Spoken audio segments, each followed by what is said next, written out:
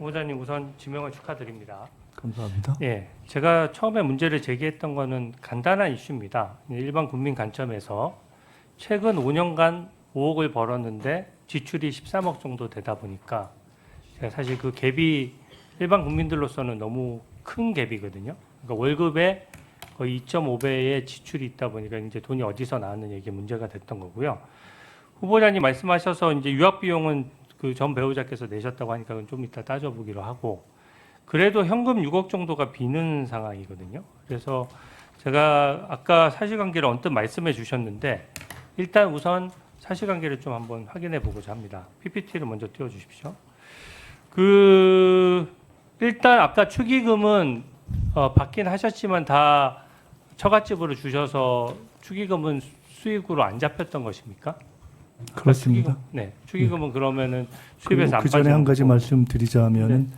우리 의원님께서 계속해서 13억 정도라고 말씀하실 때는 의원님께서도 그것은 빼는 것이 좋겠다고 말씀하신 아들 유학비를 계속 넣어서 말씀하셔서 네. 그 말씀하시는 중에도 헷갈려서 혼선이 있으실 것 같아서 네, 네. 그 부분을 빼면 아마 한 지금 6억 정도 6억 정도 말씀하시는 비는 전제로 알고 네. 제가 말씀을 드리도록 하겠습니다. 예, 좋습니다. 유학비를 빼고 제가 얘기할게요. 네. 그러면 6억이 남는데 축의금은 지금 이제 하나 또 축의금도 사용하시기도 하셨으니까 기본적으로 축의금은 다 처갓집에 반납을 해서 뭐 사실 수익으로 잡힌 건 없는 것이네요. 축의금은 뭐 사양이라기보다는 사실은 축의금을 안 받으려고 했습니다. 네네. 그래서 축의금은 받지 실제 않습니다라고- 들어왔습니까? 그렇습니다. 어느 한 정도 들어왔습니까? 숫자가 사실은 별로 안 올 거로 생각해서 3, 4천 명 이상이 와서 그 공식적인 카운트에서는 안 받았고요. 그렇지만 개인적인 가까운 지인들이 이렇게 축의금 봉투를 주고 한 것으로 해서 제가 볼 때는 그래도 제법 들어왔던 것 같습니다. 제법. 포함해서 근 1억 보통 정도. 일반 국민들도 축의금을 하게 되면은 뭐 다음에 다시 축의를 하기 위해서 대충은 금액을 네, 그래서 근 알아두잖아요. 1억 정도가 되는데 1억 정도 됐습니다. 네, 그때가 이제 국회의원 다시 되기 전이고 나이가 제가 재혼이어서 그때 나이가 거의 뭐 제법 됐죠. 그런데 네, 그것을 좋습니다. 그 예, 정도 그것을 하고요. 그냥 장모님한테 드렸습니다. 아까 말씀하셨던 게 조의금 1억 5천만 원, 또 출판 기념에 각각 한 번에 1억 5천만 원 정도씩 모였던 것으로 기억한다 이렇게 말씀하셨는데 그건 맞습니까? 조금 더 정확히 말씀드리자면은 부의금이 한 1억 6천 정도 되는 것 같고요. 네, 그건 정확한 겁니까? 어쨌든 확인이 가능한 겁니까? 그때- 그것은 뭐 저희가 대략 그때 얼마 정도 됐든 하고 이렇게 뭐 메모 정도 해놓은 수준에 네. 뭐 지나가는 거여서 누구나 다 그거를 뭐 축의금 조의금은 온 국민이 어디다가 신고할 방식이 없지 않습니까? 좋습니다. 그래서 기억하는 방식으로 해서 두 번에 걸쳐서 한 1억하고 1억 5천 해서 한 2억 6천 정도 되는 것 같습니다. 그러면 조의금은 1억 6천이었고 출판 기념에 첫 번째가 한 1억하고 그 다음에 1억 5천 정도 맞습니까? 첫 번째인지 두 번째인지 하여간 그 둘 중에 한 번이 네, 한 번이 1억 5천 정도 되고 그 다음이 1억 정도 되는 것 같습니다. 네, 그러면은 그걸 합치니까 이제 4억 1천만 원 정도 되고 네. 아까 제가 지금 기존의 언론의 입장에서 나왔던 것보다 새로운 내용이 나와서 좀 확인해야 되겠는데요. 처갓집 그 장모님으로부터 배우자가 또 돈을 받은 게 아까 언뜻 말씀하셨는데 2억 원 정도 더 있다라고 말씀하셨어요. 그러니까 아까 축의금을 사실 이게 참 묘한데요. 솔직히 말씀드리면 축의금을 그냥 다 장모님한테 드린 거 아닙니까? 근데 나중에 보니까 제가 아시다시피 추징금 내고 이러면서 저희 아내는 생활을 하면서 생활비에 굉장히 어려움을 겪었고 그래서 생활비로 한 뭐 혹은 뭐 200, 300 이런 식으로 쭉 이렇게 받은 것이 제법 되는 것 같은데 그래서 그 축의금을 그냥 여기서 갔습니다만 그걸 상관없이 드린 거니까 거의 다 포함하면 그렇게 해서 받은 게 2억 이상이 되는 것 같습니다. 2억 이상 된다고. 네. 그러면 2억을 그럼 처갓집 장모님으로부터 그 배우자한테로 온 것인데 네. 뭐 계좌로 송금이 됐습니까? 아니면 뭐 생활비를 일정액을 준 겁니까? 아니면 제가 현금으로 준 겁니까? 저희가 뭐 사실 제가 생활에 대해서 자세히 모르니까 네. 이번 과정에서 아내가 확인 또 얘기도 해주고 등등 보니까 그 중에 상당 부분은 계좌로 받은 것도 있고요. 또 그냥 그때그때 현금으로 받은 것도 있고 그런 것 같습니다. 그때 현금으로 받은 규모는 얼마나 되죠? 현금으로 받은 게 한 얼마인가요? 제가 정확히 모르겠는데 네, 오해 좀 확인해 주십시오. 네, 통장으로 받은 게 최소한 반 이상 되는 것 같습니다. 네. 보니까 이게 지금 말씀하셨던 내용들이 조금씩 바뀌고 있는 것이 저는 처음에 이 바뀌진 액수가 않았습니다. 나왔을 때 기자분들이 질문을 했을 때는 분명히 부의금하고 강연료 등 기타 소득이 있었다 정도로 말씀하셨고 네. 또 시간이 지난 다음에 이제 금액이 명확해지고 나서 출판 기념회 얘기를 하셨고 또 이제는 또 다른 자금원이죠. 그러니까 그 처갓집으로부터 다시 2억 원 정도를 받는 자금이 있었다. 지금 이 말씀이신 거죠? 그 내용들은 그 내용은 지금 제가 처음 듣는데 언제 또 따로 언론에서 언급한 왜냐하면 적이 청문회를 오늘 처음 하기 때문에 처음 들으시는 것이고요. 언론에 인터뷰는 여러 번 하셨잖아요. 언론에도 정확하게 다 말씀드리진 않고 이런 등등에 대해서 말씀드렸고 네. 제가 말씀을 드렸건 안 드렸건 출판 기념회 2번과 조의 추기는 이미 드러나 있는 것이어서 네. 제가 다음 PPT 예시를 하건 안 하건 다 그건 공개된 네, 것이었다고 좋습니다. 생각합니다. 그러면 또 하나만 여쭤볼게요. 다음 PPT 좀 띄워주세요. 그럼 아까 그때 입장을 보니까 그 결혼할 때마다 혹은 빙부상이 있을 때마다 그해 12월 31일이 이제 재산 등록일이거나 아니면 출마하셨을 경우에는 총선 출마자 재산 등록 날짜거든요. 그 날짜 전에 그 현금은 다 소진을 했기 때문에 신고해야 할 필요는 없었다라는 게 지금 후보자님의 지금 정확한 입장입니까? 네, 확인해 보시면 네. 추징금 납부 날짜는 그냥 공식적으로 나와 있는 것이기 때문에 다 무슨 결혼 후 또 뭐 빙부상 후 출판기념회 후 출판기념회 후 해서 다 거의 며칠 상관으로 그 중에 대부분을 추징금 납부를 했습니다. 좋습니다. 지금 보면 결혼은 19일 뭐 받지 않았다고 하니까 빙부상은 59일 만에 또 출판기념회 두 번째 거는 32일 만에 전부 다 등록을 하신 거죠? 네, 그렇습니다. 예. 오전에 말씀하신 걸 요약해 보면 부의금으로 1억 6천만 원이 들어왔고 출판기념회로 2억 5천만 원이 들어왔고 또 배우자가 처갓집으로부터 2억 원 정도를 지원받았는데 1억 원 정도가 현금이다. 이런 요약으로 될 수가 있을 것 같아요. 먼저 제 문제의식을 좀 말씀드리겠습니다. 저는 첫 번째 출판기념회가 제일 문제라고 생각합니다. 일단 국민 눈높이에 현재 국민 눈높이에 현격히 맞지 않고요. 보통 경조사를 하더라도 일반 국민은 적어둡니다. 나한테 뭐 축의금을 낸 사람 액수만큼 맞춰서 내려고 다 적어놓고 서로 낸 만큼 받는 거거든요. 근데 출판기념회는 그동안 국회의원의 음성적 수입원으로 항상 지적해 왔던 것인데 이게 왜 그러냐면 이해충돌 문제가 일단 당장 생깁니다. 이게 수억 원대를 후원해 오셨던 강신성 씨 같은 분도 가깝다고는 하시지만 결과적으로 그분도 출판기념회에 다녀갔어요. 국민 입장에서는 얼마를 줬겠느냐 하는 생각이 듭니다. 10만 원, 20만 원 주진 않았을 거 아니에요. 최근에도 4천만 원에 거의 연 2.5%의 7년간이나 빌려줬던 분이기 때문에 더 많은 돈을 줬겠다라는 생각이 일단 들고요. 이해단체 관계자나 사업가 등도 있었을 텐데 얼마를 냈는지 확인할 방법도 없어요. 그래서 그게 좀 견제를 하기 위해서 재산 등록 같은 걸 하는 거거든요. 근데 이 이해관계자들끼리 충돌 문제를 피하기 위해서 사실 출판기념회에 오는 사람들은 계좌로 송금하는 사람이 없습니다. 다 현금 봉투를 내려놓고 가는 것이고 명백히 잘못된 관행입니다. 그리고 이 부분은 또 원래 걸리기도 어려워요. 주고받은 쪽이 이해관계자가 다 갖고 다 현금 봉투고 걸린 이상 국민 눈높이에 맞을 리가 전 없다고 생각합니다. 노웅래 전 의원도 3억 원을 집에 가지고 있다가 현금으로 출판기념회 돈이라고 했는데 국민 눈높이에 안 맞는다고 해서 민주당에서 공천에서 컷오프 됐습니다.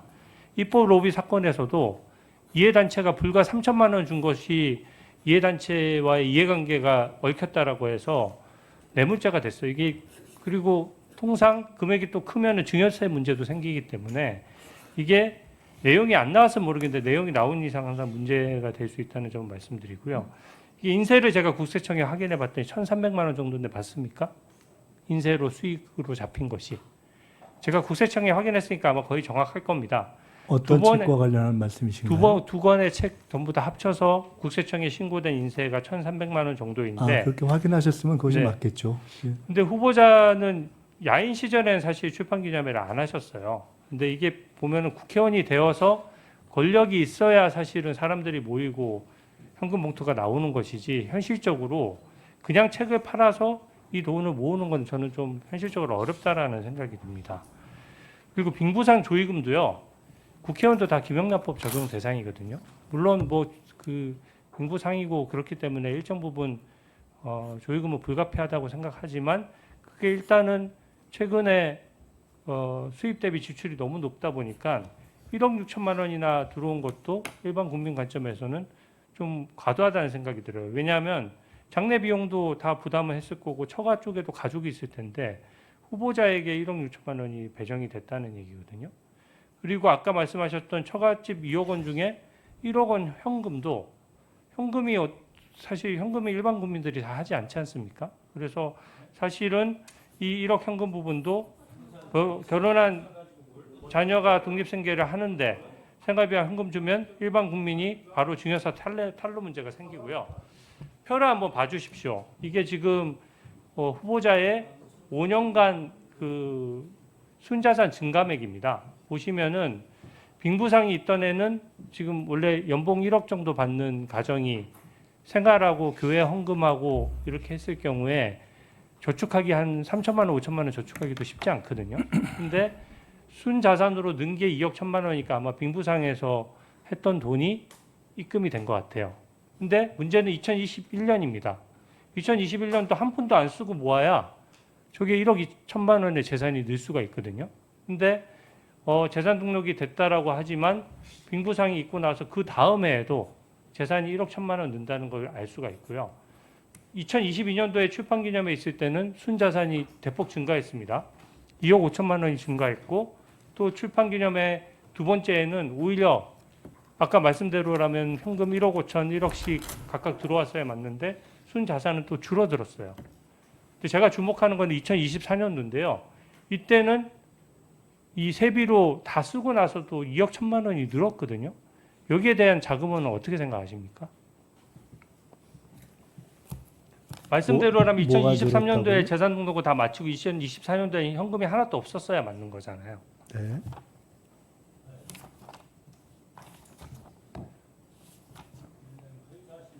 나중에 정리해서 말씀해 네네. 주시면 제가 말씀드리겠습니다. 예. 어떻게 해서 저거를 갚았느냐 지금 그 말씀이죠? 2억 1천만 원이 재산이 늘었습니다. 연봉 그러니까 세비가 1억 조금 넘잖아요. 그러니까 세후로 일단 받는데 그 전제는 저 숫자가 맞다고 이렇게 가상해서 쓰신 숫자이기 때문에 아니 순자산의 네, 증감액은 숫자가 일단 맞지 액수가 않습니다. 나오는 것이고요. 그럼 다음 PPT를 제가 보여드릴게요. 종합해서 말씀을 드리겠습니다. 예. 여기도 마찬가지입니다. 수입 지출 현황인데요. 보시면 빨간색이 수입이고 파란색이 그 지출인데 매해 다 높았어요. 그러니까 재산 등록이 매해 정상적으로 이루어졌다 그러면 수입 대비 지출이 더 많은 경우가 생길 수가 없거든요. 아까 이 숫자 가지고 말씀하시니까 저는 이것을 후보자가 직접 공개하고 신고했던 내용을 가지고 정리를 했으니까 혹시 오류가 있다면 다음 제 질의 때 좀 지적을 해 주십시오. 지금 시간이 별로 없으니까요. 그래서 저는 매해 현금 거래다 보니까 이게 쭉 그 수입보다 지출이 많은 관계를 좀 말씀드리고요. 마지막으로 다음 PPT입니다. 추징금을 갚은 내역 중에 제가 제일 이상하게 생각하는 부분은 딱 이 부분입니다. 이 부분에 대한 정확한 답변을 요구드립니다. 이게 지금 빨간색은 후보자의 예금인데 대략 한 2천만 원에서 4천만 원을 연간 넘지를 않았어요.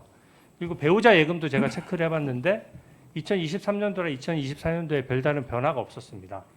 근데 2023년도에 출판기념회 하고 나서 2024년도에 1억 1,500만 원을 갚았어요, 추징금을. 네, 그것까지 포함해서 답변 드리겠습니다. 간단하게 단답으로 말씀드리겠습니다. 우선 정리하신 숫자는 정확하지는 않습니다. 두 번째로 출판기념회와 관련해서 너무 과하다라는 말씀은 조금 이따 자세히 드리겠지만 평균 제 경우는 3,000부, 2,000부 이런 경우로 해서 평균 한 5만 원 정도 선의 출판기념회 후원 그러니까 축하금이었던 것 같습니다.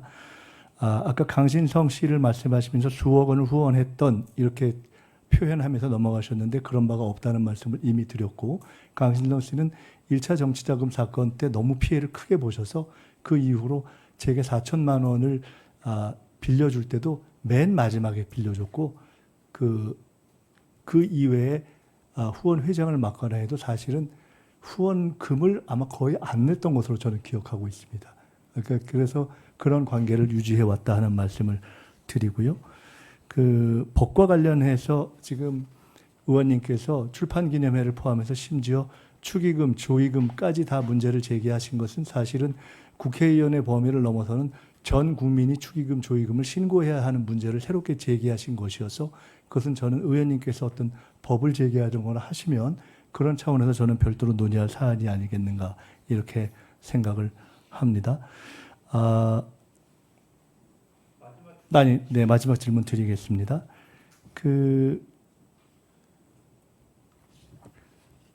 궁금하신 것이 앞서서 이러저러한 것들을 혹은 출판기념회 혹은 축의금, 조의금으로 갖고 맨 마지막에 남아있던 1억 정도의 추징을 어떤 수입원으로 갚았느냐, 수입원이 없지 않느냐 이렇게 말씀 주신 것으로 이해합니다.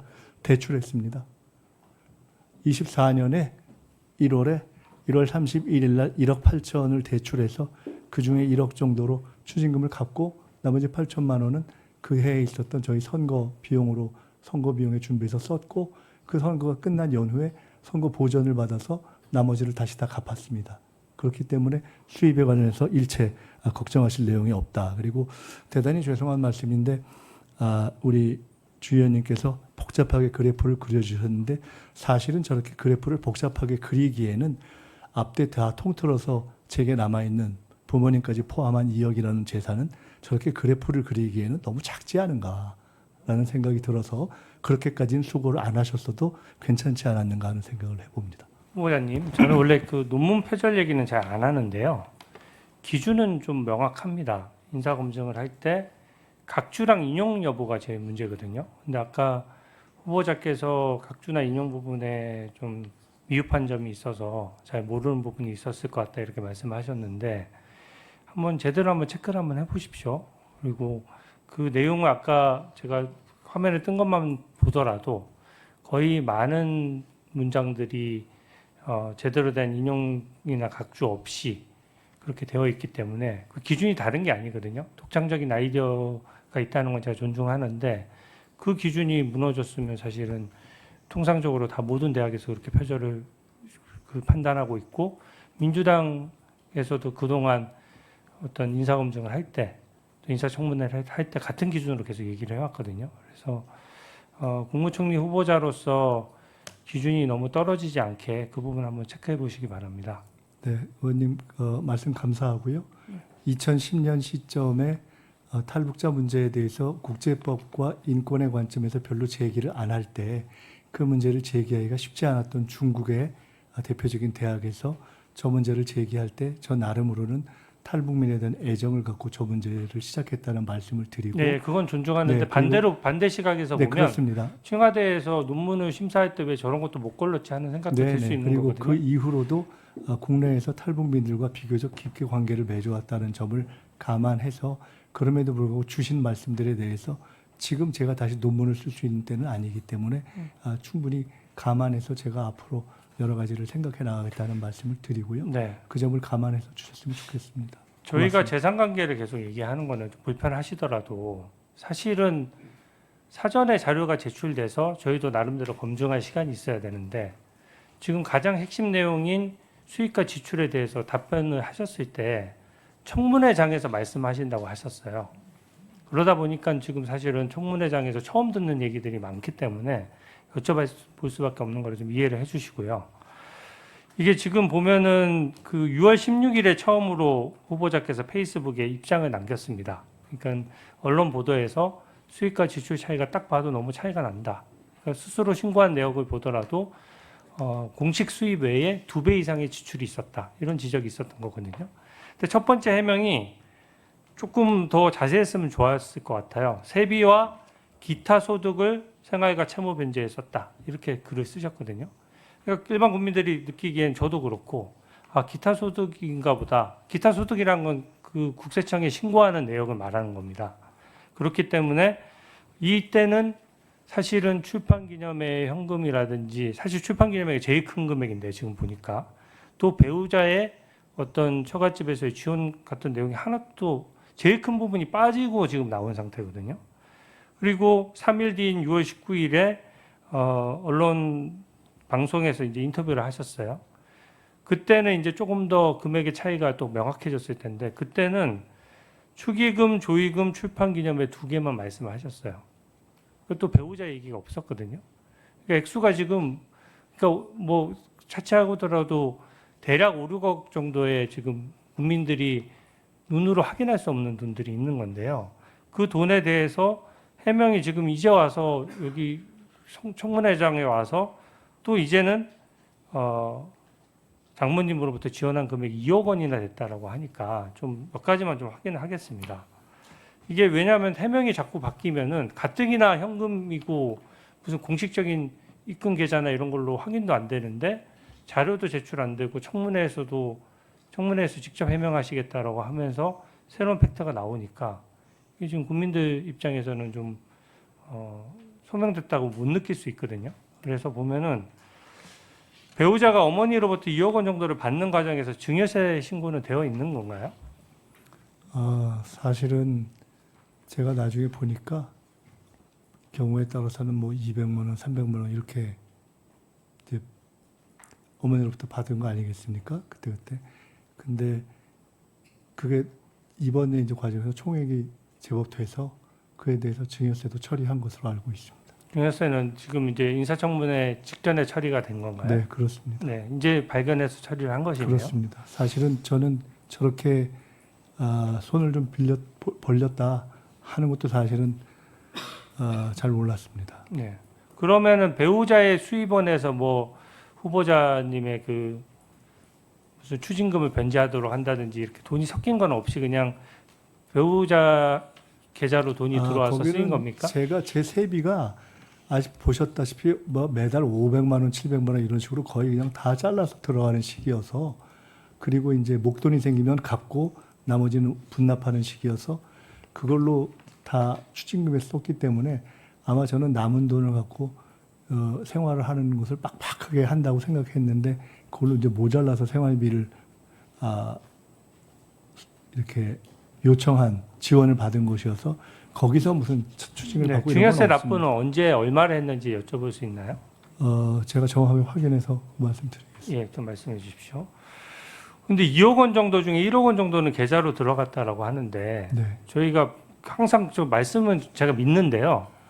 내역이 그 정도는 확인해 줄 수 있거든요. 계좌번호 다 가리고 지금 현재 의혹이 불거진 상태이지 않습니까? 그러니까 의혹이 불거지지 않은 상태에서 모든 계좌를 한번 확인해 보자. 이건 무리한 얘기지만 기본적으로 국민들이 모르는 소득이 있다라고 얘기하는 상황에서 그 금액의 계좌번호 다 지우고 액수만 확인되고 입금자 이름조차도 다 지워도 입금 내역은 좀 추려서라도 낼 수 있을 것 같은데 대로, 가능한가요? 말씀하신 대로 저희 장모님하고 저희 아내하고 사이에 저 입금 계좌가 송금이 왔다 갔다 한 부분이 있는데 그 부분이 지금까지 있던 규정에 크게 벗어나지 않고 당사자들이 다른 이유로 이거는 좀 불편하다라고 하지 않는다면은 그 부분 송금으로 왔다 갔다 한 부분에 대해서는 말씀하신 방식으로 최대한도로 프라이버시를 지키면서 할 수 있는지 물어보도록 하겠습니다. 현금 1억 원이라는 말이 아까 언뜻 말씀하셨는데 제가 좀 이해가 안 되는 것이 저희가 얘기하지만 현금을 막 5천만 원, 1억 원씩 집에 쌓아두고 사는 사람이 없거든요, 사실은.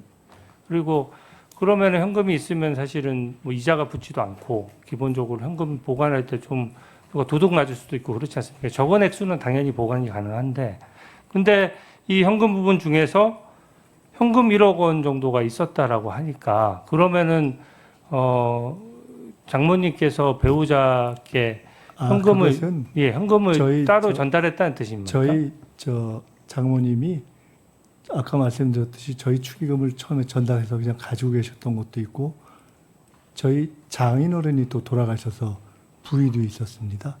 그리고 사실은 거기가 예전에 시장에서 장사를 오래 하셔서 저가 사실 잘 몰랐는데 시장에 장사를 오래 하셔서 그런 것을 이렇게 크게 이렇게 뭐 현금을 두고 이런 것이 뭐 별로 어색하지 않은 그런 삶을 사셨던 것 같습니다. 그러면 이제 현금 1억 정도는 그러면 한 번에 전달이 된 것입니까? 그건 당연히 아니죠. 어느 정도씩 전달이 된 것이죠? 아니 지금 5년 동안에 걸친 거 아닙니까? 네네. 5년이니까 그러니까 대략 어느 한 정도? 달에 해봐야 네. 많으면 뭐 몇백 이런 식이었겠죠. 실제가 그런 것 같습니다. 그러니까 계좌로 송금하면 되는데 현금을 쌓아두고 쓴다는 것 자체가 자금원에 있어서 좀 보통 일반적인 얘기는 근데 아니거든요. 뭐 그 장모님 한 할머님 이제 80 넘은 분에 그걸 가지고 저한테 여쭤보실 일은 아닌 것 같습니다. 좋습니다.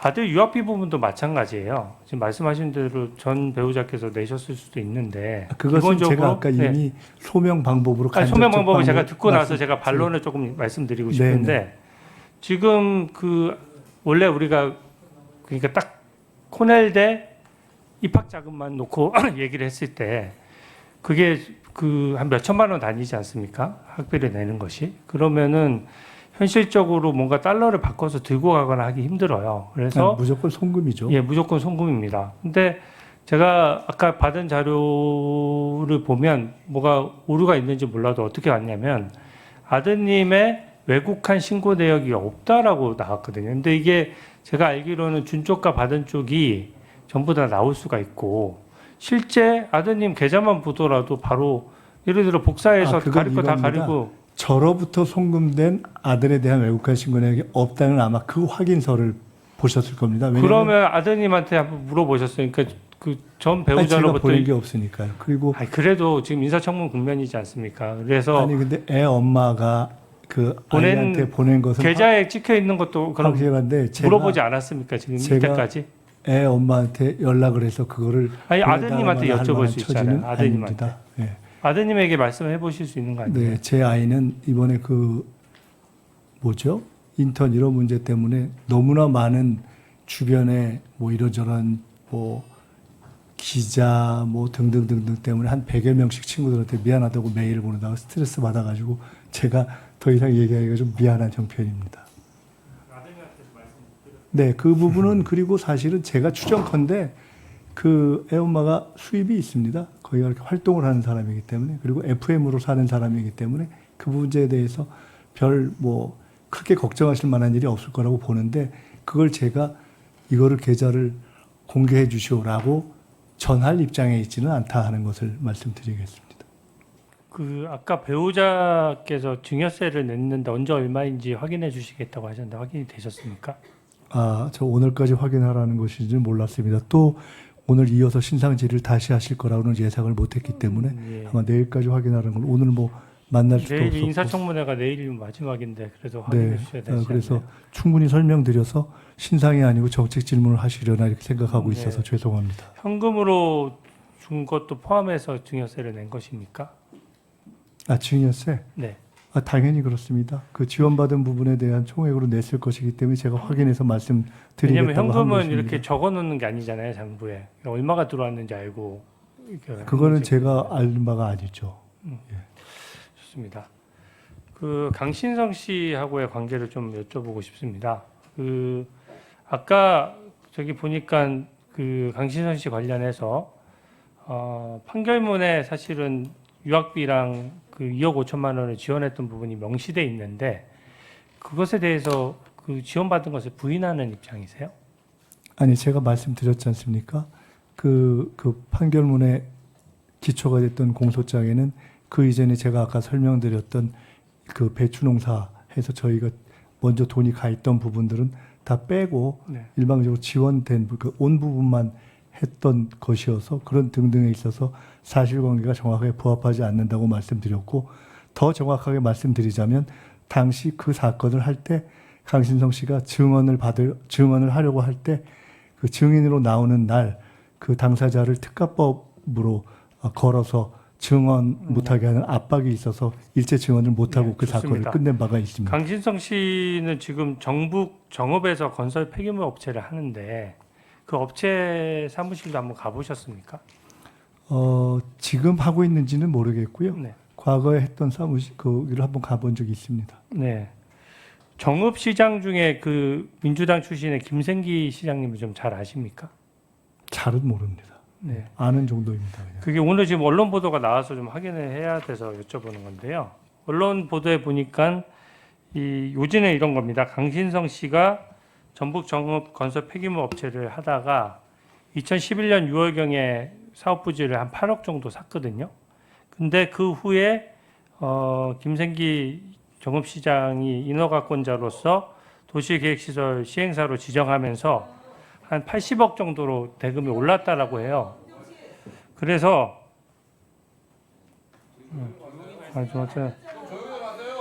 땅값이 이게 지금 80억이나 평가되다 보니까 지금 언론 보도에 지금 의혹 제기는 뭐냐면은 이 지금 당시 8억에 산 게 10배쯤 오르다 보니까 지금 인허가 관련해서 너무 빨리 해준 거 아니냐는 지적이 있거든요. 언론 보도에 보니까 그 후보자께서도 유세 지원을 했다는 내용이 있어서 혹시 기억을 하십니까?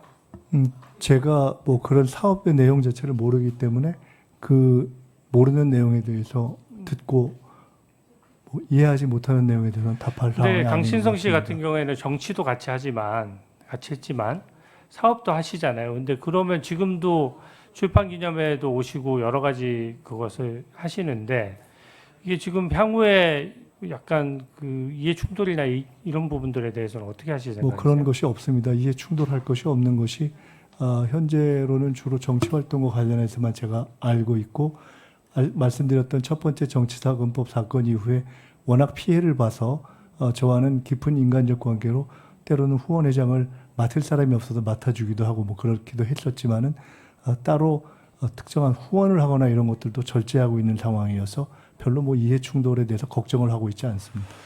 그 11명의 채권자의 이제 1.4억 원 중에서 직접 모르는 분도 있으세요? 제가 네. 결과적으로는 다 아는 것 같습니다. 아마 한 분 정도는 그 중에 누구의 부인이 있는 것 같아서 네. 그 경우 정도만 제가 모르는 거 아닌가 싶습니다. 강신성 씨 회사에 감사에 근무하는 분은 모르세요? 거기 압니다. 직접 아시는 분이세요? 네. 근데 소개받아서 대출을 차용하게 된 것 아닌가요? 네, 처음에는 당연히 소개를 받았죠. 네. 근데 압니다. 이게 지금 왜 문제되는지는 아실 것 같고 지금 신용불량 상태에서는 일반 국민은 100만 원도 빌리기가 힘든데 지금 7년 넘게 안 갚은 상태거든요. 근데 어떻게 해명을 하셨냐면 이게 지금 추징과 같은 빚을 다 갚고 나면은 바로 갚을 생각이었다 이렇게 해명을 하셨거든요. 근데 실제 확인을 해보니까 추징금은 2024년 2월이면 다 완납이 됐는데 사실 이번에 지명되기 전까지 한 1년 4개월여 동안 또 계속 안 갚고 있었거든요. 그 경위는 어떻게 되는 것입니까? 경위가 특별한 것이 없습니다. 네. 제가 중과산 증여세를 갖고 바로 다음 날 공적 채무를 다 갚고 공적 채무로서의 추징금을 다 갚고 나면 바로 다음 날 다 갚고 할 정도로 여유가 있었다면 참 좋았겠지만은 저도 사람인지라 숨 돌릴 시간도 필요하고 그렇게 하면서 갚아온 것입니다. 그리고 아까 일반인이라면 100만 원도 빌리기 어려웠다. 그 당시 제 입장에서는 1인당 1,000만 원은 제게 큰 도움이었고 그렇게 해서 관련된 분들에게 빌린 것입니다. 그때 이미 제가 이자를 충실하게 내면서 5년이 지났을 때 못 갚을 수 있기 때문에 왜냐하면 저의 전체적인 그 채무 상황이 그랬기 때문에 그렇게 되면 그게 늦어질 수 있다는 것을 다 인지시킨 상태여서 자연스럽게 수년된 것입니다. 오전에 답변하신 것 중에 결혼식에 한 그 몇천 명이 3,4천 명이 오셨다고 하셨는데 이게 지금 당시 축의금을 사양해서 카운터 자체가 없었거든요. 근데 지금 축의금은 1억 원 정도 된다고 했습니다. 근데 제가 상식적으로 생각했을 때 축의금에 카운터가 없는데 카운터가 뭐죠? 신랑에게 따로 봉투를 줘서 모을 수 있다는 게 사실 많은 봉투가 모이기가 어려운 구조거든요. 그러니까 그게 좀 이해가 안 돼서요. 결혼식 당시의 상황까지를 제가 구체적으로 뭐 설명을 드려야 왜냐하면 국회의원도 엄연히 공무원이고 김영란법 적용되는 건 알고 계시죠? 결혼식 때 겸양란법을 축의금으로 반영해서 적용하는 경우가 있다고 것은 들어본 적이 별로 없습니다. 실제 업무 직무 관련성이 있거나 직무 관련성 없더라도 국회의원도 엄연히 공무원이다 보니까 실제 저는 적용되는 당시 사례는 국회의원이 없지만 아니었습니다. 기본적으로 지금 국회의원이 아니었고요. 네. 김영란법이라든가 또는 결혼식 때의 상황에서 축의금을 관련해서 김영란법 등을 말씀하시는 것은 조금 과한 네. 것 같습니다. 네, 조의금은 어떻습니까? 조의금은 그 국회의원 되신 이유잖아요. 네, 그렇습니다. 그러면은 지금 축의금은 장모님한테 이제 받은 대로 다 드렸는데 1년 뒤에 그 조의금 자체는 지금 처갓집이랑 정산을 안 하고 도로 다 받았다는 취지신 거죠? 조의금은 조의금 가운데 저희가 각각 정산할 부분을 받은 것입니다. 이게 왜냐하면 1억 6천만 원이다 보니까 일반 국민들 같은 경우에는요, 사실은 그 본인이 축의를 하거나 부의를 한 만큼 사실 대부분 돌려받아요. 그러니까 알아서 이게 지금 그 비슷한 금액이 왔다 갔다 하는 것인데 공무원 같은 경우에는 더 엄격하거든요. 근데 국회의원 된 이유라고 하면 지금 김영란법 그 같은 경우에도 한다 그러면 1억 6천만 원을 모으려고 하면 일반 공무원 입장에서는 굉장히 많은 사람에게 받아야 되는 상황이 되는 거거든요. 그래서 질문의 요지를 제가 정확하게 파악하지 못하겠습니다. 네, 좋습니다. 네. 아까 제가 좀 질의 좀 하게 해주세요. 아니 이게 말이 되는 일입니까 지금? 지금 시간 잠시 네, 멈춰주세요. 네. 아니 이거 띄워놓은데 그럼 가만히 있으란 말입니까 계속? 분명히 아니 지금 아니 왜 그 출판 기념회나 이런 이해충돌 문제를 왜 얘기를 못 합니까? 이걸 내려야 요거 조용히 하죠. 이걸 내려야 조용히 하는 거 아닙니까? 이거 위원장한테 제가 간사님 얘기하고 지금 몇 분째 얘기하고 있는데 계속 이 상태로 되는데 어떻게 멈추고 이것도 조정하고 해야 되는 거 아닙니까 위원장님? 네, 아니 그럼 요걸 이 질의를 먼저 할게요. 이런 경우는 위원장님께서 자. 멈추고 네. 이 상태를 계속 하시고 말건일을 하고 가는 게 맞는 겁니다 위원장님. 아니, 지금 이걸로 네. 물어볼게요. 물어보고 정리할게요. 그러면 되죠? 따로. 이걸 지금 3분 5분째 띄워놓고 하는 게 이제 그렇다고 해서 다른 의원 질의하는데 이렇게 큰 소리로 해서 하는 건 방해하는 거니까 질의 끝나고서 하시든지 조용히 얘기하셔야지 조용히. 이중적으로 질의하는 겁니다. 아니 지금 그러니까 얘기하고 있잖아요. 같은 자. 거. 근데 제가 질의하세요. 잠깐만요. 조용히 하세요. 자, 멈추고 해야 된다고 얘기하는 지금. 다른 분 질의하고 있는데 시간은 18분 쓰는 겁니다. 엄격하게 얘기하면. 자꾸 시간만 자꾸 지체되니까 자꾸 시간만 지체되니까 저 지금 네. 마무리 1분 30초 남았잖아요. 1분 30초 자, 남았잖아요. 18분 쓰는 겁니다, 위원장님. 아니, 조용히 하세요, 조용히. 질의하세요. 본회의장으로 치면 18분 쓰고 있는 이건 겁니다. 본회의장 아니고 저거에 대해서는 뭐 시간에 포함된다고 얘기 안 했으니까. 정식으로 의사 진행 발언 신청하세요. 자, 조용히들 하시고 자, 주진 의원님 질의하시기 바랍니다. 자, 조용히 하세요. 아까 제가 순자산 증감액 이 표를 보여드렸는데 숫자가 틀렸다고 하셨는데 제가 여쭤본 건 이거 뭐였냐면 묻는 거예요. 2024년도를 여쭤봤거든요. 그래서 제가 혹시 제가 틀렸는가 봐 한 번 더 점검을 해봤습니다. 근데 이 관보에 게재된 이제 재산 등록 내용인데 2023년도에 마이너스 5,900만 원이었던 재산이 2024년도에 1억 5,492만 원으로 늘었거든요. 숫자로 따지면 순재산이 2억 1,400만 원이 증가한 거고 언론 보도에도 여러 차례 보도가 된 내용입니다. 이게 어떤 부분이 틀린 것이죠? 제가 아까 2024년뿐만이 아니라 저기 가상에서 그려놓으신 전체 그래프가 틀렸다고 말씀드렸습니다. 근데 그게 지금 재산 등록한 거에 전에 거랑 그 다음에 거를 계속 차액을 계산해서 올린 것이고 실제 보도에 많이 나왔지 않습니까? 2020년도에 등록했을 때 마이너스 5억 그 7,800만 원이다가 저 그래프는 예, 그 관보에 나와 있는 자산 증감액만 그래프를 봐보신 것이다. 예, 그런 저는 겁니다. 그것의 전제가 되는 결혼식 빙부상 출판기념회 출판기념회 등의 수입을 전제로 해서 하신 것으로 예. 봐서 그럼 제가 그것은 정확치 않다고 말씀드렸던 네, 것입니다. 그 밑에 숫자는 지금 관보에서 그냥 나온 네, 순자산 그것은 증감액을 그 관보대로 얘기한 하신 거면 그건 관보에 따른 것이다. 이렇게 그래서 제가 이해하겠습니다. 여쭤봤던 건데 2024년도에는 갑자기 2억 1천만 원이 늘었으니까 사실 이때는 현금이 없었다는 주장이시잖아요. 근데 이게 어디서 늘었느냐를 이제 여쭤보고 있는 거예요. 2024년? 네. 그거 제가 확인해 보겠습니다. 아까 질문은 어디서 그것을 추징을 갚았느냐라는 질문을 하셨기 때문에 네.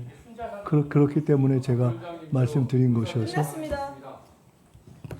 제 페북글 좀 띄워주십시오. 후보자께서 자꾸 저에게 조작 프레임을 자꾸 뒤집어 씌우시니까 제가 페북 내용을 좀 공개하겠습니다. 쟁점은 간단해요. 저는 부의금 1.6억, 출판기념회 1억, 그리고 또 1.5억 해서 2.5억, 3년 사이에 있었고요. 다 현금이고 해마다 그때 12월 31일 이전에 소진해서 등록 안 했다 이겁니다. 지금 후보자의 주장이 그거예요. 근데 저는 그렇게 생각합니다. 예전에 출판기념회가 어땠는지 몰라도 현재 대한민국 국민의 눈높이에는 맞지 않다. 그렇게 생각하는 거죠. 왜냐하면 출판기념회에는 온갖 이해관계자들이 오는데 지금 당시 방명록 같은 게 남아있지 않아서 이해관계자가 누군지도 모른다고 하지 않습니까? 근데 아까 지금 방금 후보자께서는 책 권당 5만 원씩 받았다라고 하셨죠? 맞습니까? 그렇게 받지 않습니다. 아니 그러니까 책 권당 5만 출판기념회는 원씩이라고 권당 아니 5만 잠깐만요. 원을 받는 책 것이 권당 아닙니다. 5만 원씩이라고 아까 말씀하셨고 아까 평균 그런 정도 녹취록, 된다고 아니 말씀드렸고 녹취록 한번 보시면 그것은 알아요. 권당 가격이라고 표현하지 책 않았습니다. 권당 5만 원씩이라고 말씀하셨고요. 출판기념회가 오랜 관행인지 권당 5만 원은 몰라도 가격이 아닙니다. 이해단체들이 와서 이렇게 하는 건 저는 진짜 잘못됐다라고 생각합니다. 근데 제가 이걸 계속 비판을 해왔어요. 언론 보도에도 여러 번 나왔고 분명히 후보자 입으로 4번의 이벤트에 6억 받았다라고 스스로 얘기했습니다. 그래서 제가 한 번의 이벤트당 1억 5천만 원 정도 되겠구나 하고 추정을 하고 있었어요. 공개를 안 하니까 그렇게 추정할 수밖에 없는 거 아닙니까? 제 페북글 한번 보십시오. 제가 페북글 하나만 가지고 지금 자꾸 조작됐다 말씀하시는데 바로 직전 글이에요. 2009년 12월 12일 결혼 축의금은 같은 달 31일에 현금 보유 등록 재산을 국민 앞에 공개했어야 되는데 왜 안 했느냐 이렇게 묻고 있죠. 마찬가지로 2020년 11월 2일 날짜 다 명기했습니다. 빙부상 조의금 왜 말일 기준으로 등록인데 12월 31일까지 얼마 안 돼요.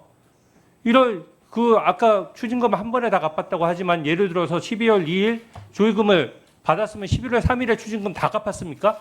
그렇지가 않아요. 다 그 부분에 대해서 금액이 딱딱 떨어지지가 않습니다. 그러니까 제가 얘기한 거죠.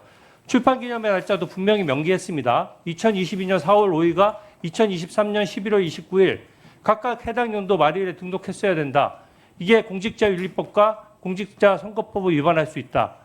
그 후보자가 만약에 정상적으로 현금을 받아서 만약에 등록을 그 당시에 했다면은 쓰지 않고 그랬으면 무려 공직자 재산 등록만 6번을 해야 되고 또 후보자 등록으로 또 2번을 해야 됩니다. 근데 후보자 주장은 그거예요. 재산 등록일 이전에 다 써버렸다. 이 돈의 성격을 잘 보여주는 거예요. 원래 재산 등록은 후보자 아시는지 모르겠는데 중간에 변동사항도 비고란에 적을 수 있습니다. 예를 들어서 제가 주식을 1,000만 원 투자해서 2천만 원이 됐어요. 근데 그걸로 자동차를 샀어요. 갑자기 남들이 봤을 때는 중간에 그게 1년 사이에 등록 기준일 전에 다 해당해도 딱 2천만 원이 갑자기 생긴 것처럼 보이지만 그 부정한 돈이 아니고 1,000만 원에서 주식 투자해서 1,000만 원 번 돈이 자동차 값에 들어가 있는 거죠. 그러니까 당연히 그런 것들은 12월 31일 전에 다 소진을 했어도 사실은 그 투명하게 하려고 그러면 그 중간 과정을 비고란에 다 적을 수 있도록 돼 있고 적는 사람도 많습니다. 근데 지금은 후보자님은 모든 이벤트마다 다 써버려서 등록 안 했다는 건데 절차적으로 이게 딱 위반이 아니라고 할 수 있을지 몰라도 고위공직자로서의 처신은 많이 부족하다라고 생각합니다. 제가 두 번째 글을 가지고 자꾸 말씀하시는 거예요. 제가 두 번째 글은 솔직히 말씀드려서 좀 국민들이 쉽게 아시라고 좀 재밌게 쓰려고 정치 풍자적으로 썼습니다. 이 정도 풍자의 영역은 저는 허용된다라고 생각해요. 근데 저기 날짜에 보십시오. 순서대로 썼어요. 결혼식 12월 12일, 빙부상 11월 2일, 출판기념회 11월 29일, 수억대 현금. 제가 언제 6억을 한꺼번에 받았다고 했습니까? 이벤트가 다른데 어떻게 6억을 한꺼번에 받을 수가 있어요? 그래서 저는 이 부분에 대해서 분명히 6억이나 줄 때 다 각각 준 사람들이 다를 거 아닙니까? 그런 것들을 제가 얘기를 했던 거고요. 가만 계세요.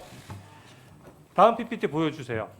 이걸 가지고 조작이라고 하는 말이 안 돼요. 제가 표현을 썼습니다. 직관적으로 아신 게 쟁여놓은 금액이 6억이나 된다는 표현을 썼어요. 쟁여놓다는 표현이 뜻이 뭡니까? 한꺼번에 받았다는 뜻 아닙니다. 보십시오. 후보님 보세요. 따로 떼어놓아 보관하다는 뜻이에요. 특히 몰래 감추어두는 경우에 주로 사용한다. 이재명 대통령님도 쓰신 표현입니다. 장롱에 넣어두면 이자가 붙냐 이런 표현 쓰셨어요. 집에 현금을 뒀는데 국민 눈높이에 맞겠느냐 이런 얘기고 거기에 대한 소명을 하라고 하니까 액수만 총액만 얘기하고 그에 관련된 장부가 있는 것도 아니고 명단이 있는 것도 아니고 더더군다나 돈의 흐름을 설명할 수 있는 것도 아니고 또 예금 계좌에 들어간 적도 없고 또 투자 자산에 투자된 적도 없습니다. 근데 제가 그 액수의 총액을 놓고 6억을 쟁여놨다라고 하는 거는 조작입니까 아닙니까? 이게 조작이에요? 날짜가 제가 그 페북이 바로 붙어 있어요. 제가 날짜가 다 구분한 조작이라고 생각되는 설명을 조금 있다가 조금 전에 이메일을 다시 올려놓고 해도 될까요? 자, 앞부분 이메일 한번 띄워보세요. 잠시만요. 제가 한번 하나만 더 설명드릴게요.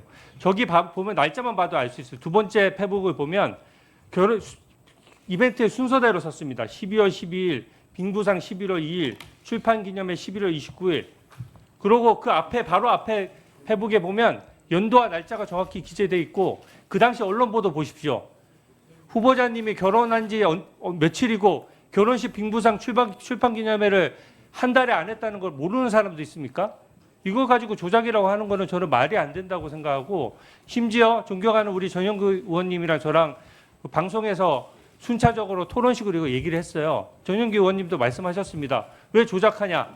한 번에 6억 받은 거 아닌데 다 합쳐서 받은 것처럼 왜 조작하냐라고 말씀하셨지만 그 진행자가 오히려 반박을 해주셨어요.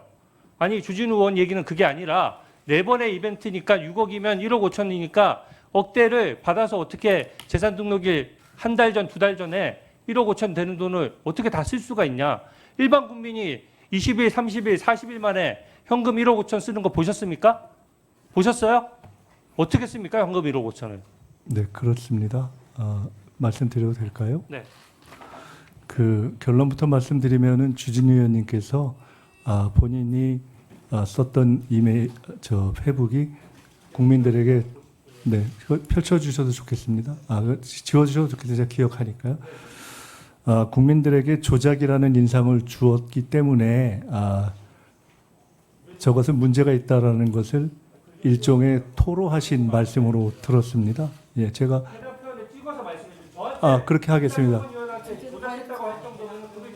그렇게 하겠습니다. 그러면 띄워주시는 것을 허락한다면 잠깐만. 네, 제가 띄워주시죠. 예, 예. 그 부분만 제가 설명을 해야 되니까 띄워놓고 하겠습니다.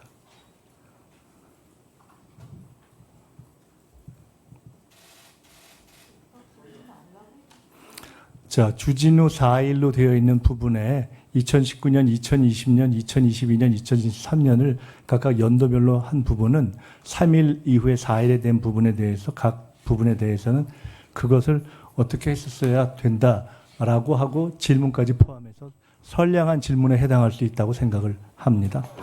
그러나 3일에 해당하는 부분을 각각 나누어서 또는 문맥 전체로 놓고 본다면 현금 봉투로 6억 받은 건데 현금 봉투 6억 쌓아두면 내 이어서 바로 결혼식 날짜를 연도별로 구분하지 않고 결혼식 빙부상 출판 기념회를 연속해서 하고 바로 뒤에 다시 6억이나 준 고마운 사람들이라는 표현을 통해서 아마 국민들에게 바이든 날리면을 물었던 정도의 여론조사를 실시한다면 저것은 동시에 받은 6억을 동시에 있었던 12월 11월 2일, 11월 29일 날 쓴 것으로 판단되지 않겠나라고 하는 인상을 주는 것이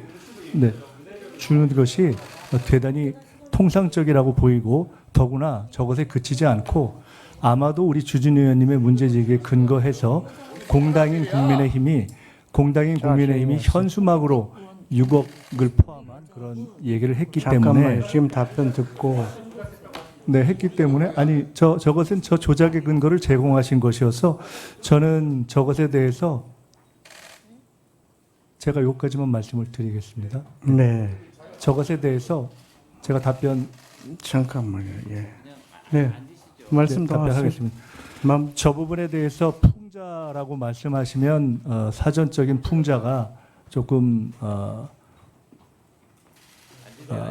좀 서글플 것 같다. 왜냐하면 저것은 풍자가 아니라 저는 정확하게 사실에 대한 오인을 불러일으키는 것이기 때문에 어떠한 사실을 해학적인 표현으로 한다는 한국적 정서의 아주 탁월한 전통인 풍자화로 비교할 수는 없다. 저것은 엄격한 의미에서의 조작으로 규정하는 것이 정확하다. 이렇게 생각됩니다.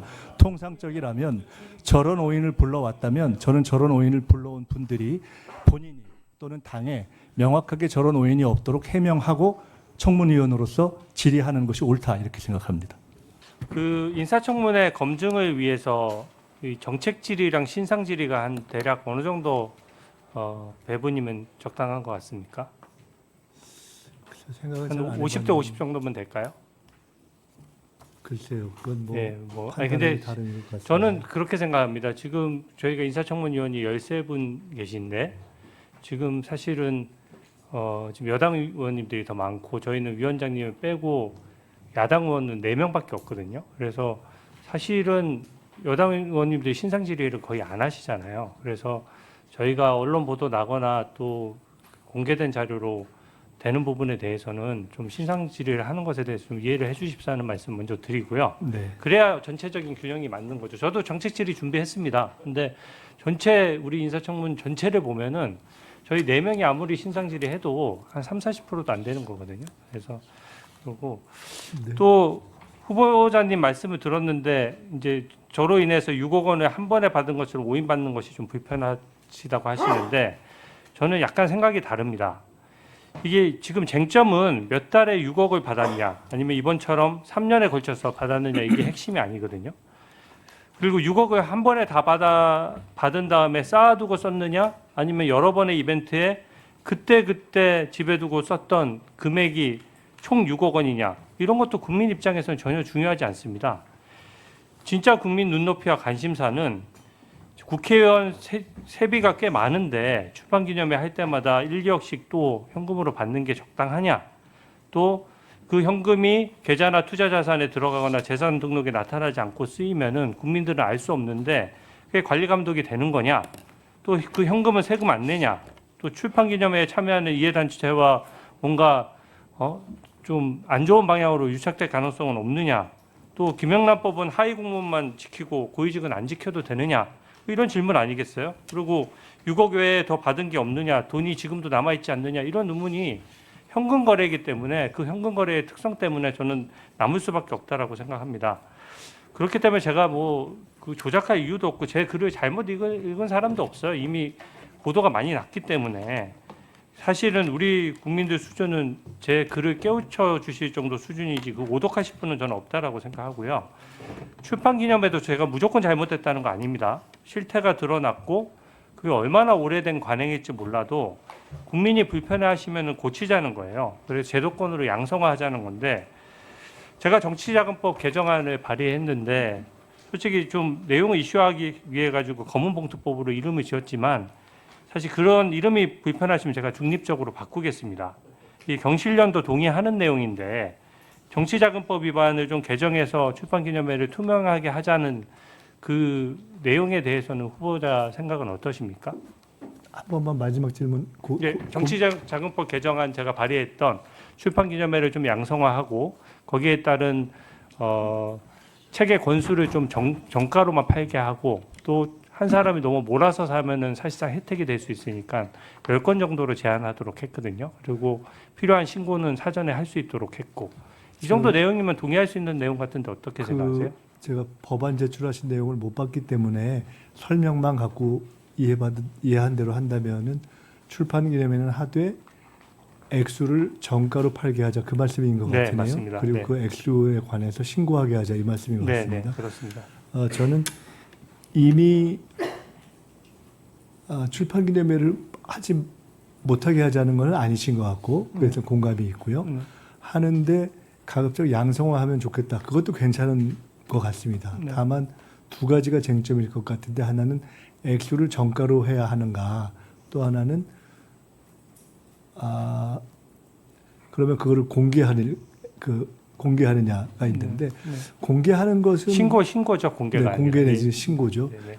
나쁘지 않을 것 같습니다. 어차피 전반적으로 다 우리가 수익을 신고한다는 점을 비춰본다면은 그거는 조의금이나 축의금을 신고한다라는 거는 조금 더 다른 문제니까 아마 조의금, 축의금을 온 국민에 한해서 신고하기 예, 정치인이니까 조금 더 제한을 아니실 받자는 것 거죠. 같아서 그것도 일반 문인이 아니라 정치인에 한해서라고 전제하신다면 신고도 저는 있을 수 있다고 보는데 다만 정치 신인들에게 후원해도 지금 허용되지 않은 현실을 감안해 본다면 저는 뭐 가령 저보고 만약에 법을 내라면 네. 정가의 뭐 3배 한도를 둔다라든가 뭐 이런 거는 혹시 검토해 볼 수 있는데 네. 지금 당장 그거는 네, 조금 잘 알겠습니다. 무리도 뭐, 있을 수 있지 않겠나. 근데 예. 뭐 제가 의견이 있는 건 아닙니다. 왜냐하면 예. 지금 갑자기 질문 주셔서 예, 좋습니다. 생각을 많이 못 해봤습니다. 예. 그 SK 사건 언급이 계속 나왔는데요. 저는 기본적으로 2002년 사건이고 제값도 치르셨고 심지어 사면도 안 받으셨고 23년 지나서 그 시대 상황도 이해하거든요. 그래서 저도 판결문에도 후보자가 아닌 당이 먼저 요청했다 이렇게 되어 있습니다. 저도 봤어요. 근데 제가 불편한 점은 이것을 지금 현재 바라보는 그 후보자님의 시각입니다. 이게 판결문을 인정하지 않고 그 불법성을 좀 부정하는 듯한 뉘앙스가 있거든요. 그러니까 어떤 포인트냐면 그 당시에 지금 많은 영수증들이 있는데 영수증 처리를 좀 잘못한 사안을 가지고 검찰이 조작했다 이렇게 말씀을 하시는데 현재 국민의 법적 기준에는 저는 못 미친다는 생각이 듭니다. 이게 딱 움직일 수 없는 장면이 있거든요. 현금 2억 원 정도를 SK 임원이 직접 가져와서 후보자한테 전달을 했다는 것이고 영수증 처리가 안 된다는 말도 직접 했었고 이게 판결문에 딱 나와 있어요. 과거니까 유감 표명 정도 하고 넘어가면 될 사안인데 당시 장면만 놓고 보면 이렇습니다. 5만 원짜리가 없었어요. 10,000원짜리다 보니까 이게 쇼핑백으로 따지면 6, 7개 들어가고 무게로도 23kg가 조금 넘습니다. 그러면은 사실은 딱 하나의 질문에 봉착하죠. 이게 만약에 영수증 처리가 가능하고 합법적인 상황이었으면 계좌 송금하면 될 것을 당시에는 기업의 후원이 가능했거든요. 그러니까 계좌 신고했으면 될 것을 어렵게 낑낑대고 그 많은 현금을 직접 들고 와서 주는 것이 과연 그 장면을 봤을 때 약간 불법성의 인식이 없었느냐 하는 생각이 드는 것이고 그 당시 2002년도에 10,000원은 지금 5만 원 이상의 가치가 있습니다. 당시 대졸 신입사원이 모았을 때 꼬박 9년을 모아야 되는 금액이거든요. 그 점에 대해서 어떻게 생각하십니까? 일단은 처음에 말씀 주신 그 법원의 판결 내지는 결과적으로 불법인 것 자체를 부정하느냐에 대해서는 그렇지 않다는 말씀을 아까 배준영 의원님 질문 주셨을 때 이미 드렸습니다. 왜냐하면 제가 당시 최후 진술한 것을 기억하는데 결과적으로 영수증 처리가 안 돼서 불법인 것은 이건 어쨌든 제가 후보로서 책임지겠습니다라고 말을 그때 했습니다. 다만 그때 동시에 뭐라고 말씀드렸냐면 좀 설명을 드려도 된다면 근데 똑같은 상황이 다시 온다면 어떻게 해야 될지 솔직히 잘 모르겠습니다. 이렇게 얘기를 했습니다. 왜냐하면은 두 가지가 그렇습니다. 하나는 당시 제가 그 판결문에 나와 있는데요. 그 당시 가져오신 SK 회장이 되신 분입니다. 갑자기 연락이 와서 제가 들어갔더니 그분이 오셨고 옆에 말씀하신 대로 봉투가 큰 게 놓여있어서 6개, 7개는 아니었어요. 뭐 하여간 있었어요. 그래서 저한테 와서 인사를 하면서 누구라고 하길래 그러시냐고. 근데 이거 근데 제가 뭔데요? 그랬는가 하긴 뭐 그랬는데 그분이 표현하기를 제가 상황을 잘 이해하지 못하더라 이렇게 표현하셨습니다. 보셨을 테니까 아시겠죠. 그래서 제가 물었더니 위에서 보내서 왔습니다. 그러니까 그게 이제 중앙당을 뜻하는 것이었어요. 그러냐고. 그래서 제가 물었습니다. 영수증 처리를 어떻게 하냐고 했더니 판결문에 나온 대로 그분이 답을 하셨습니다. 자기들은 올해 이렇게 처리해요. 그래서 제가 다시 물었습니다.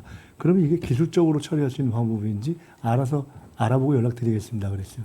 저는 그게 후원의 실무자가 아니어서 그 회사에서 처리 못하면 중앙당에서 처리하거나 뭐 처리하는 방법이 있는 줄 알았어요. 그래서 그런 전제를 하고 선대위에 전달한 겁니다. 선대위에 전달하고 제가 개인적으로 쓴 게 아니라 당시 공당의 서울시장 선거에 쓴 것이고 그 회계도 선관위 처리가 된 겁니다. 그러니까 당연히 저로서는 그 이후에 확인해서 전제적 조건을 달았기 때문에 처리가 된 거라고 생각하고 잊어버린 겁니다. 네, 그래서 그 문제에 대해서 제가 똑같은 상황에 왔을 때 첫째, 이거 확인해가지고 내 앞에서 영수증 처리 끝이 안 되면 가져가세요. 이렇게 해야 되는 것인지 두 번째로는 아니면 나중에 다 선거 끝난 다음에 제가 패장인데 친 다음에 아마 몇천 장의 영수증이 있었을 텐데 제가 하나하나 다 훑어봤어야 되는 건지 솔직히 잘 모르겠더라고요.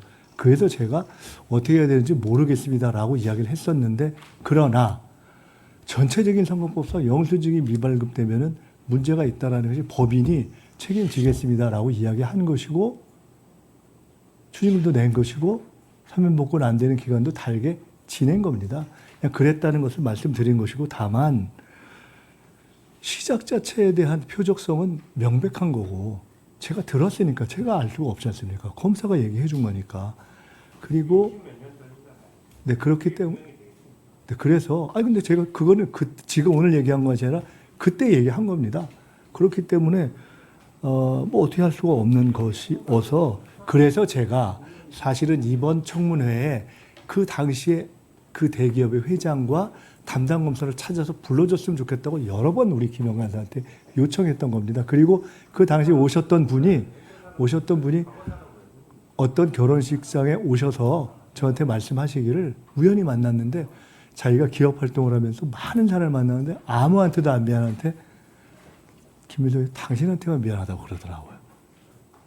그래서 제가 그것도 사실이니까요. 그리고 그때 당에서 후원회장을 맡아서 그 기업에 요청했던 분이 한 20년 지난 후에 제가 이런 일이 있어서 그 얘기를 했더니 자네는 왜 그 얘기를 나한테 안 하나 그래서 근데 그건 당이 요청했던 거잖아요. 그래서 제가 뭐 당연히 도와주려고 한 건데 어떡하겠어요. 제가 이제 그러고 말았던 것이 있습니다. 그래서 제가 그때도 지금도 법원의 판결 자체를 부정하거나 또는 어쨌든 억울하다 하더라도 실정하는 법 자체가 어겨진 것에 대해서 이건 무의미하다라고 이렇게 하지는 않는다라는 것에 대해서는 양해해 주시고 또 그런 부분에 대해서 정황도 좀 양해해 주셨으면 좋겠다 말씀드립니다.